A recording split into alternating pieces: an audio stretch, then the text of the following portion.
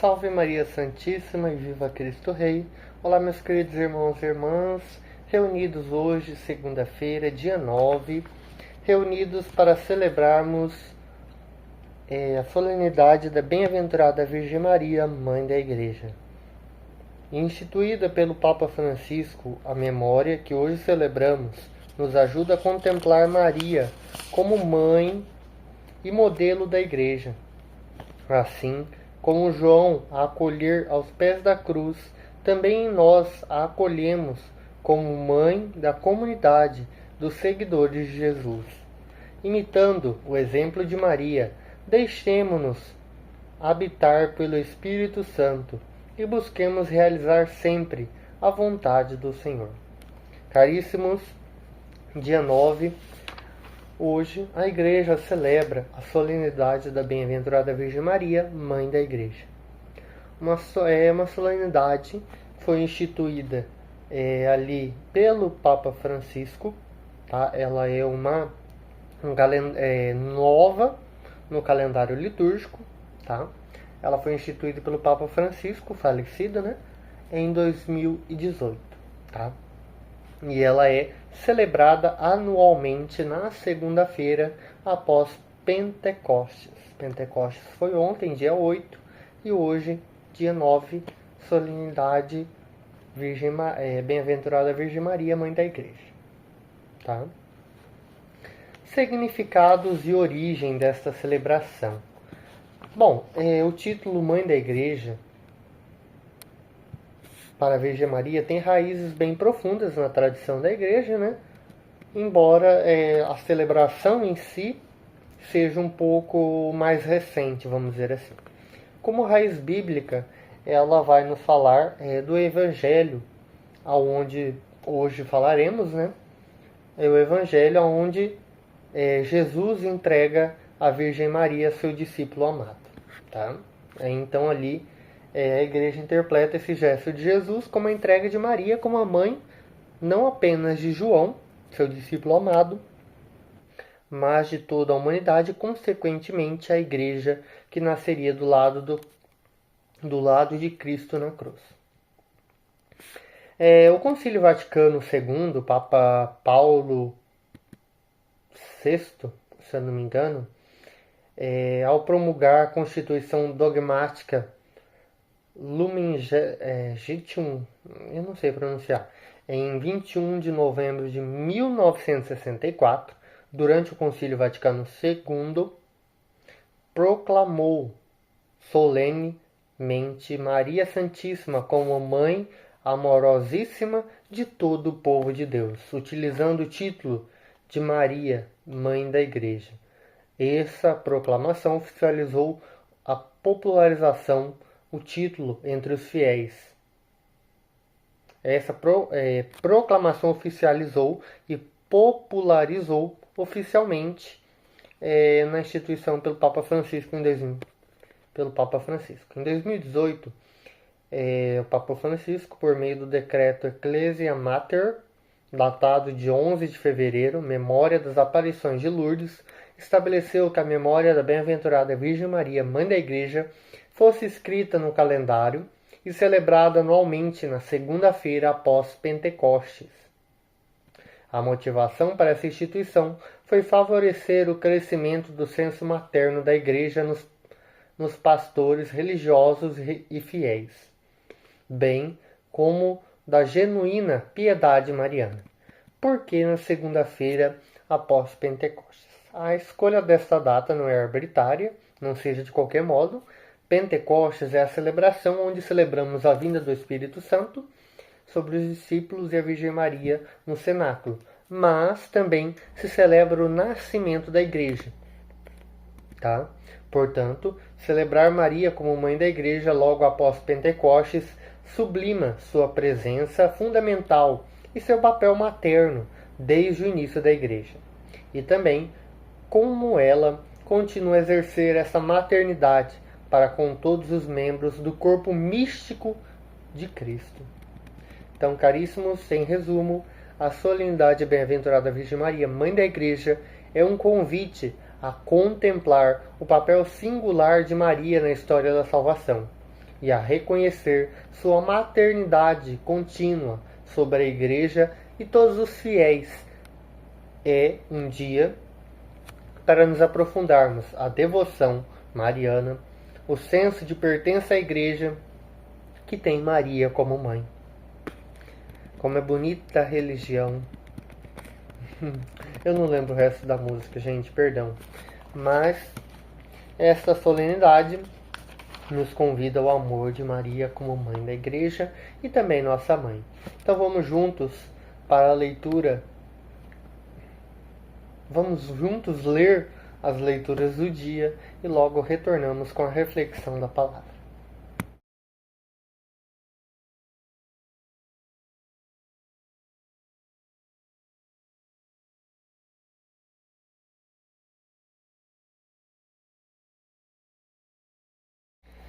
Caríssimos, então iniciando este momento de reflexão em nome do Pai, do Filho e do Espírito Santo. Amém. Bom, a primeira leitura na nossa reflexão de hoje é a leitura de Gênesis, capítulo 3, dos versículos 9 ao 15 e 20, aonde o Senhor Deus chamou Adão dizendo: onde estás? E ele respondeu: eu ouvi tua voz no jardim e fiquei com medo, porque estava nu e me escondi. Então, bom, caríssimos, eu vou tentar resumir, porque vou ter que fazer a leitura. Mas, bom, se percebemos o momento onde Deus vai até o jardim, logo após Adão e Eva terem comido o fruto proibido e perceberem ali que estavam nus, tá? E o que acontece é que eles acabam se escondendo. E então Adão, olha que cara de pau, olha que cara de pau, ele tira sua parte da culpa, né? Ele puxa sua culpinha pro lado e joga tudo na Eva. E a mulher que tu me destes por companheira, foi ela que me deu do fruto da árvore e eu comi. Olha isso, que ousadia! Então o Senhor Deus disse à mulher: por que fizestes isso? E a Eva, como não é puxando o marido, né? O que ela fez? Puxou pro lado. O que fizeram? Tacar na serpente a culpa. Claro, o início da culpa era a serpente, né? O diabo. Que estava lá fingindo ser serpente lá no meio do povo. Então Deus, assim, já proclamando: por que fizestes isso? Serás maldita entre todos os animais domésticos e todos os animais selvagens. Rastejará sobre o ventre e comerá o pó todos os dias da sua vida. Porei inimizade entre ti e a mulher, entre a tua descendência e a dela. Esta te ferirá a cabeça, e tu lhe ferirás o calcanhar. Então Adão chama a sua mulher de Eva, porque ela é a mãe de todos os viventes. Caríssimos, ao contemplarmos a liturgia, escutaremos também do Evangelho, onde Jesus vai dizer à Virgem Maria: mulher, este é o teu filho. E ao discípulo: esta é a tua mãe. O discípulo a acolheu com consigo. Jesus, sabendo que tudo estava consumado, disse, e para que se cumprisse a escritura, disse: tenho sede. E havia ali uma jarra de vinagre. Todo mundo já conhece essa parte, né? Deram vinagre para Jesus, e Jesus então vai dizer: tudo está consumado. Inclinando a cabeça, entregou o Espírito. E então ali, no final, reconhecendo ali a época de Páscoa para eles, né, dos judeus, tiraram ali, mandaram quebrar as pernas do povo que estava crucificado. Que nem os dois ladrões que estavam do lado de Jesus, né? E percebendo ao se aproximar de Jesus e vendo que já estava morto, não lhe quebraram as pernas. Mas um soldado lhe abriu o lado com uma lança, e logo saiu água e sangue e água. Beleza? Primeiramente, a liturgia da igreja nos convida a Virgem Maria como nossa mãe. E ao contemplarmos este momento onde Jesus diz ao discípulo: esta é tua mãe, e a Virgem Maria: este é o teu filho, a gente compreende a entrega da Virgem Maria como mãe da igreja e também como mãe de todos nós. Ela que, como nós compreendemos, a partir deste momento, ela é a nova Eva e Jesus é o novo Adão. Eva, porque ao contrário se torna ave. Então você se compreende: Ave Maria, cheia de graça. Eva, ave. Mas compreendendo-se que, como a profecia que Jesus diz, tudo está consumado. Jesus não chamava a Virgem Maria de mulher por acaso, mas sim para cumprir o que a Sagrada Escritura dizia, o que era os mandamentos da lei de Deus. Ele chamava a Virgem Maria de mulher para que se cumprisse a Sagrada Escritura. É ela que, como dito na leitura de Gênesis, porém inimizade entre ti e a mulher, entre a tua descendência e a dela. Inimizade entre ti e a mulher é entre a Virgem Maria e o mal, que é a serpente. Entre a tua descendência e a dela. Entre os filhos do Saturipa e os filhos da Virgem Maria. Esta te ferirá a cabeça, e tu lhes ferirá o calcanhar. Na Sagrada, nos tempos antigos, o calcanhar era o ponto, e praticamente é o ponto, um dos pontos mais fracos do ser humano. Ou seja, para uma mãe, o ponto mais fraco e o que mais atinge ela, caso aconteça algo, é com o seu filho. Porque uma mãe não vai dizer para guardar dinheiro e leve meu filho. Ela vai dizer: leve todo o meu dinheiro, mas não machuque o meu filho. Uma mãe verdadeiramente mãe acolhe os seus filhos e cuida de seus filhos. E como dito, você lhe ferirá o calcanhar. O diabo vai lá ferir os filhos e filhas de Deus, os filhos e filhas que Deus entrega à Virgem Maria.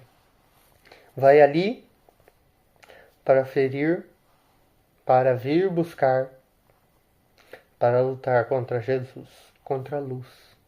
Mas, como dito, e esta te ferirá a cabeça. E aonde você acerta na cabeça, é uma só. Acabou. Morte na certa. Ou seja, você se compreende que, mesmo com os ataques do maligno aos pontos mais fracos, ele ainda não vencerá. A luz de Deus, a graça de Deus, ainda é maior do que o maligno. E ele não vencerá. Ele pode ter seus momentos de ali vanglória, que se acha ali que venceu. Mas ainda há os momentos aonde ele perderá. E, como dito naquele cântico, ó vitória, aonde está? Ó morte, aonde está a tua vitória? E se compreende assim. E Jesus, ao entregar a Virgem Maria, o seu discípulo amado, também a sucessão apostólica que a igreja segue, também entrega a Virgem Maria como mãe da igreja. E como dito, mesmo com os ataques do demônio, ainda o bem, ainda a Virgem Maria vencerá, porque para a glória de Deus nada é impossível.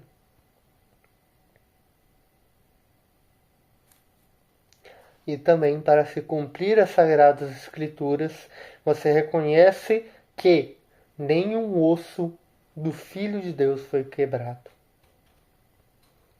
E foi ferido o lado aonde jorraram sangue e água. A autossuficiência humana, representada pelas escolhas erradas de Adão e Eva, origem do mal, gera escravidão e morte. Maria, figura da Igreja Mãe, encarna a nova Eva, a mãe que estava junto à cruz, aceitou o testamento do amor de seu filho e acolheu todas as pessoas personificadas no discípulo amado como filhos a regenerar para a vida eterna. Então, caríssimos, como eu disse, vamos nos deixar acolher a Virgem Maria como nossa mãe, nossa cuidadora. Porque o mal não há de vencer diante das grandes graças que Deus tem reservado para nós. E que a Santíssima Virgem não cansa de interceder e de cuidar de nós. Sabendo que Jesus que entrega sua mãe como mãe da igreja e mãe nossa, vamos juntos pedir a Deus que nos abençoe, nos proteja e nos ilumine sempre. O Senhor esteja conosco, Ele está no meio de nós, que pela intercessão da bem-aventurada Virgem Maria, dos santos apóstolos e de todos os santos e santas de Deus, recaia sobre nós a bênção do Deus Todo-Poderoso, Pai, Filho e Espírito Santo. Amém. Vamos em paz e que o Senhor nos acompanhe. Demos graças a Deus. E nos vemos logo mais com a novena o trido, de São Barnabé.